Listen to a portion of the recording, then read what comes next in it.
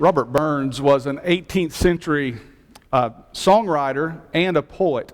And many of the songs that you'll hear sung today, many of the words you might hear quoted today are attributed to him. For instance, the song Auld Lang Syne is one that he wrote. And the words that you sometimes hear mentioned, the best laid plans of mice and men often go awry. It's from Robert Burns. He also said this, and it's something that reminds me of our lesson tonight from Luke, the 7th chapter. He once wrote, "Oh, would some power the gift give us to see ourselves as others see us."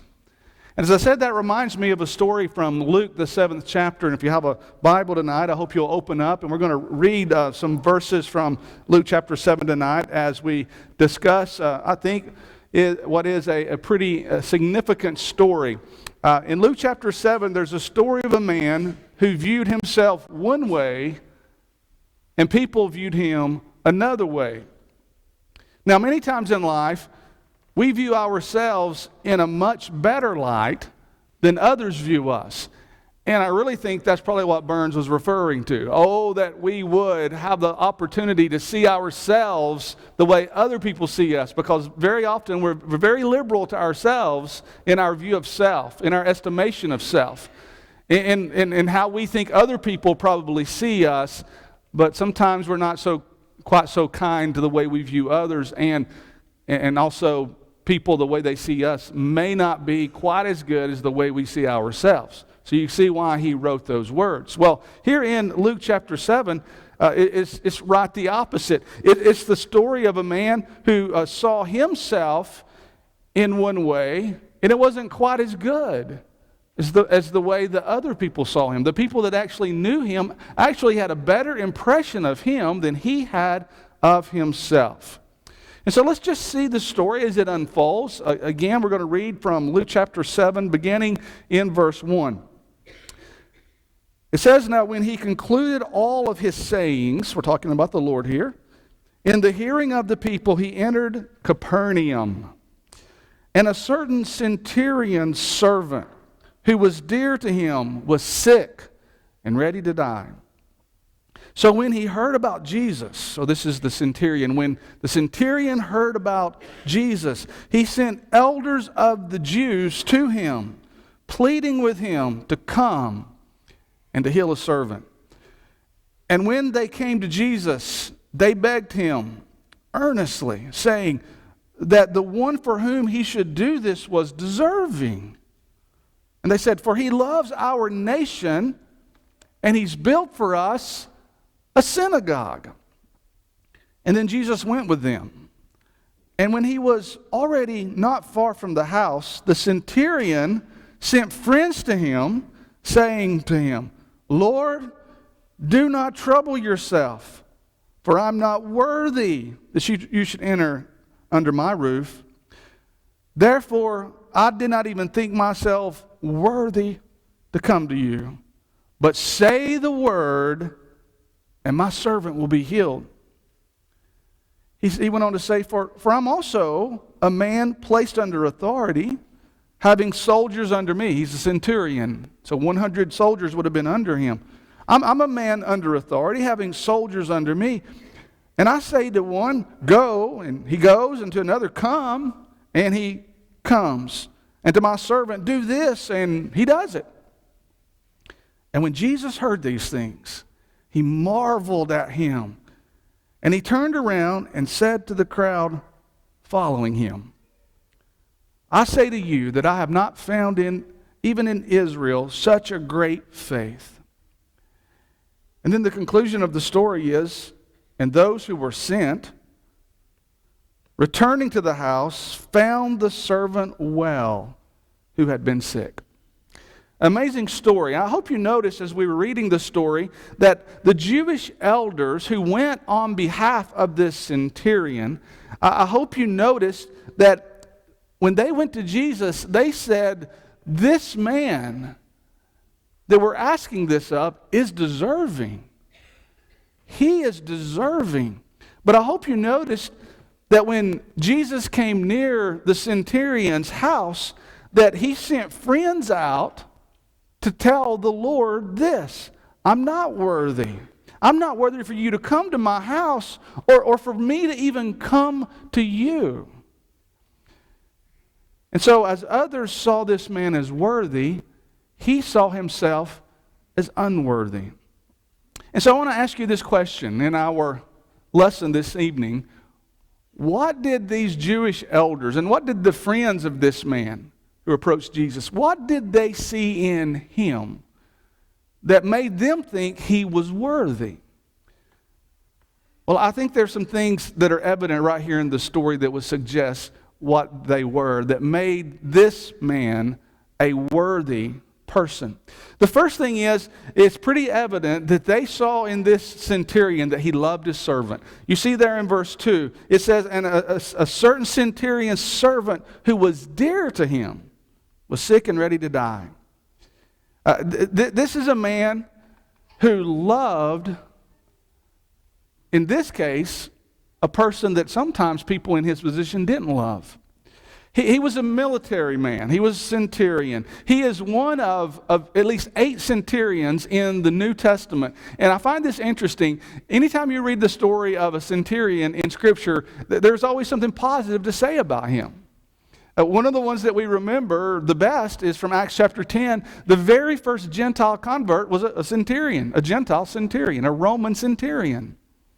And here this man is. And so someone says, well, what does the Bible say about people who serve in the military? Well, it doesn't really say much, but what it says is they're good people, and they're usually spoken of in a favorable way. But what's more impressive, though, than his military service is it says that he loved his servant. And there are people who have written about the way Romans in those days treated their slaves, and this was not normal. This was not normal. This man was a cut above. And one of the reasons those Jewish elders, and one of the reasons his friends looked at him and said, he's a worthy man, is they knew how he treated this slave who was dear and precious to him. He actually loved someone that a lot of people had trouble loving. The other thing that they saw in him that I think made them think that he was worthy is he also loved those who weren't like him, in that he loved the Jews. Because when these Jewish elders went to see Jesus on behalf of this centurion, they said, he loves our nation and he has built for us a synagogue. Now, what this probably indicates is that this Roman centurion most likely had become a Jewish proselyte. It's highly unlikely that he would have spent his money and made available for them this synagogue unless he had become part of them. But nonetheless, notice it says that he loves our nation and he has built for us a synagogue. I don't know if this is something you've ever thought about, but it was in this Jewish synagogue in Capernaum that Jesus would stand and teach so many truths. And so God used this Roman centurion ahead of the time of Jesus to prepare a place for Jesus, to prepare a place of teaching for Jesus. That's the kind of man he was. And so that's one of the reasons his friends would say he's a worthy person. He loves his servant and he loves us, the Jews. And I want to remind you that in those days, the Jewish people really didn't like Roman people. The Jewish people really didn't like Roman military people, because there was this tension between the people of the Jews and of course the Romans, and we know that it would eventually boil over and eventually it would destroy Jerusalem in AD 70. But at this time there was hatred among the Jews for the Romans. They did not like the fact that they had taken control of what they believed was theirs. And yet it says of this Roman centurion, even though I'm sure he had received a lot of criticism from Jews, it says that he loves our nation. He built for us a synagogue. And then the third thing they saw in him is they undoubtedly saw something different about his love for the Lord. Now we're talking about Jewish elders here going on behalf of this man to request something of Jesus. So perhaps here you have some Jewish people who were open-minded toward learning more about Jesus and his teaching. And certainly this, most likely Jewish proselyte who was a Roman centurion, he had an attitude about the Lord that was special. One thing you can see is when he was in need, the one that he wanted the most was Jesus. When he was desperately in need, he turned to Jesus. You can see that in verse 3, when these Jewish elders went on his behalf. And then you can also see a little bit later in the story, down in verses 6 and 7, that he trusted in the word of the Lord. He trusted in the power of the Lord's word. You can see when he says, Lord, I wouldn't even want to trouble you for you to come under my roof or for me to even come to you. He says, but say the word and my servant will be healed. And he had an amazing faith in the power of the Lord's word. And also he had an amazing trust in the authority of the Lord. As you can see there in verse 8, he says, look, I'm one who's under authority. I understand how this works. And because when you say something, it means something. And so I trust that if you'll just say something, I trust that you have the authority to make this happen. And you can almost see Jesus turn away from those friends of his that had come to him, that had delivered this news to him. He turns away from them as he is marveling. And all those who were around who heard this in the crowd, he said, I say to you, I have not found such a great faith even in Israel. What an assessment that the Lord had of this man. What an assessment that his friends had of him. What an assessment that the Jewish nation around him had of him. And here's a man who said, I'm not worthy, but everyone who knew him said, you are worthy. And that was even the assessment of the Lord. You may say, how's that possible? I think this man understood two great principles. On one occasion in Matthew chapter 22, a lawyer came to Jesus, testing him and asking him a question. And he said, Teacher, which is the great commandment of the law? You remember what Jesus said? He said what this man had figured out.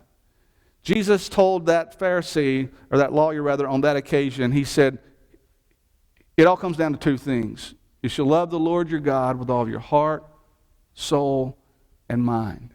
He said, this is the first and great commandment. And he said, the second is like unto it. You shall love your neighbor as yourself.